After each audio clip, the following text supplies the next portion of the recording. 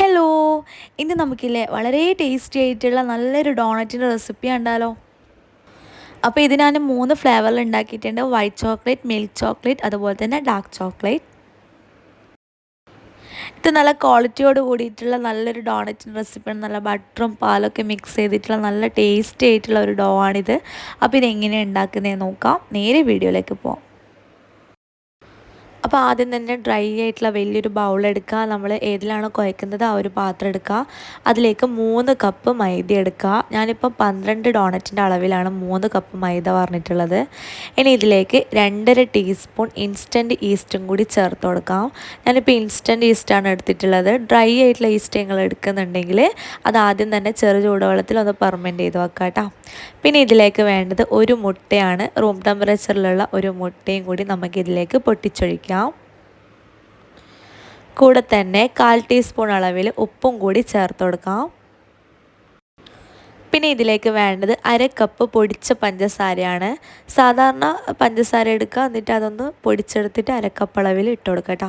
അല്ലെങ്കിൽ നിങ്ങൾ പൊടിക്കാത്ത പഞ്ചസാര ഇടുന്നുണ്ടെങ്കിൽ ഒരു 5-6 ടേബിൾ സ്പൂൺ മതിയാകും. പിന്നെ ഇതിലേക്ക് വേണ്ടത് ബട്ടറാണ്. ഈ ഒരു ഡോണറ്റിന് ഏറ്റവും ടേസ്റ്റ് കൂട്ടുന്ന സാധനം എന്ന് പറഞ്ഞാൽ ഈ ഒരു ബട്ടർ മെൽറ്റ് ചെയ്തിട്ടുള്ളതാണ്.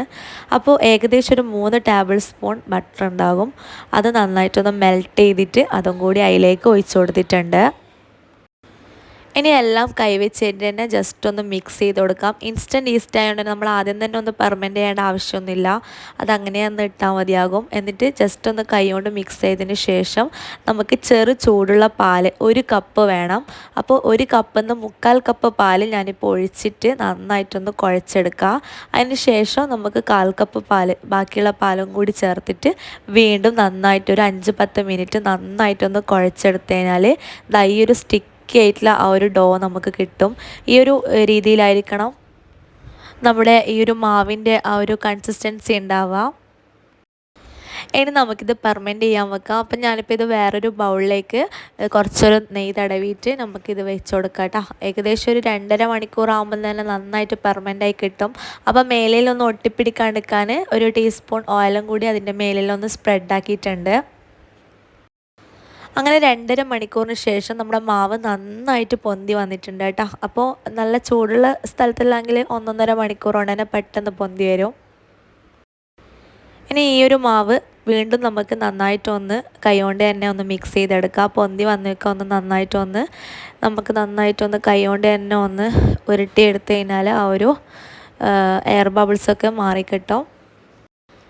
ഇനി പണിയൊന്നുമില്ല കേട്ടോ. ഇനി നമുക്കിത് ഡോണറ്റിൻ്റെ ഷേപ്പിൽ ഇത് നമുക്ക് ഉരുട്ടിയെടുക്കാം. അപ്പോൾ അതിനായിട്ട് ഞാൻ ഒരു ചപ്പാത്തിൻ്റെ കല്ലെടുത്തിട്ടുണ്ട്. അതിലേക്ക് കുറച്ചൊരു മൈദ ഇട്ട് കൊടുത്തിട്ടുണ്ട്. ഇനി നമുക്കിത് നീളത്തിൽ നമ്മൾ എത്ര പീസായിട്ടാണോ ഇത് കട്ട് ചെയ്യുന്നത് ആ ഒരു പീസിൽ നമുക്കിതിങ്ങനെ മുറിച്ചെടുക്കാം.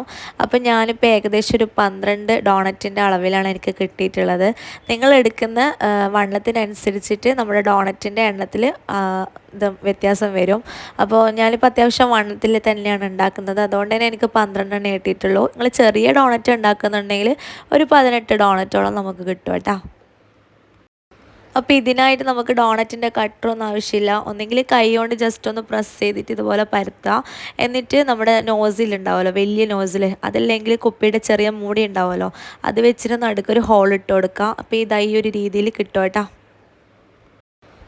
അപ്പോൾ അങ്ങനെ എല്ലാ ഡോണറ്റ്സും നമുക്ക് ചെയ്തെടുക്കാം. വളരെ ഈസി ആയിട്ട് നമുക്കിത് ഉണ്ടാക്കിയെടുക്കാം കേട്ടോ. കടയിലൊന്നും പോയിട്ട് വെറുതെ ഇങ്ങനെ വാങ്ങിച്ചെടുക്കേണ്ട ആവശ്യമൊന്നുമില്ല. വീട്ടിൽ തന്നെ സാധനങ്ങളെല്ലാം സെറ്റാക്കിയിട്ടുണ്ടെങ്കിൽ ഈസി ആയിട്ട് നമുക്ക് ഉണ്ടാക്കിയെടുക്കാം. പിന്നെ നമ്മൾ തന്നെ ഉണ്ടാക്കുന്നതുകൊണ്ട് കുഴപ്പമൊന്നുമില്ലല്ലോ, പിള്ളേർക്ക് വിശ്വസിച്ച് കഴിക്കുകയും ചെയ്യാമല്ലോ. അങ്ങനെ ഡോണറ്റ്സൊക്കെ തയ്യാറാക്കി വെച്ചിട്ടുണ്ട്. ഇനി ഞാനിത് ബേക്കാണ് ചെയ്യുന്നത്. 170 ഡിഗ്രിയിൽ 10 മിനിറ്റ് പ്രീഹീറ്റ് ചെയ്ത ഓവനിൽ 20 മിനിറ്റാണ് ഞാനിപ്പോൾ ഇത് ബേക്ക് ചെയ്യുന്നത്. അതല്ലെങ്കിൽ നിങ്ങൾക്കിത് പൊരിച്ചു കൊടുക്കാം കേട്ടോ. അപ്പോൾ എനിക്കൊന്നും കൂടി പെർഫെക്റ്റായിട്ട് തോന്നിയത് ബേക്കായി കിട്ടുമ്പോഴാണ്. അതുകൊണ്ട് തന്നെ ഞാൻ ബേക്ക് ചെയ്യുന്നത്. അപ്പോൾ നിങ്ങൾക്ക് ഓയിൽ ഫ്രൈ ചെയ്യുന്ന ഇഷ്ടമുണ്ടെങ്കിൽ മീഡിയം ഫ്ലെയിമിൽ ഓയിൽ ഫ്രൈ ചെയ്യാം കേട്ടോ. അങ്ങനെ 20 മിനിറ്റിന് ശേഷം നമ്മുടെ ഡോണറ്റ്സൊക്കെ പെർഫെക്റ്റ് ആയിട്ട് കിട്ടിയിട്ടുണ്ട്. മേൽഭാഗമൊക്കെ നല്ല ഒരു ബ്രൗണിഷ് കളറായിട്ട് നല്ല പെർഫെക്റ്റ് ആയിട്ട് തന്നെ കിട്ടിയിട്ടുണ്ട്. നല്ല ഫ്ലഫി ആയിട്ട് തന്നെ കിട്ടിയിട്ടുണ്ട് കേട്ടോ.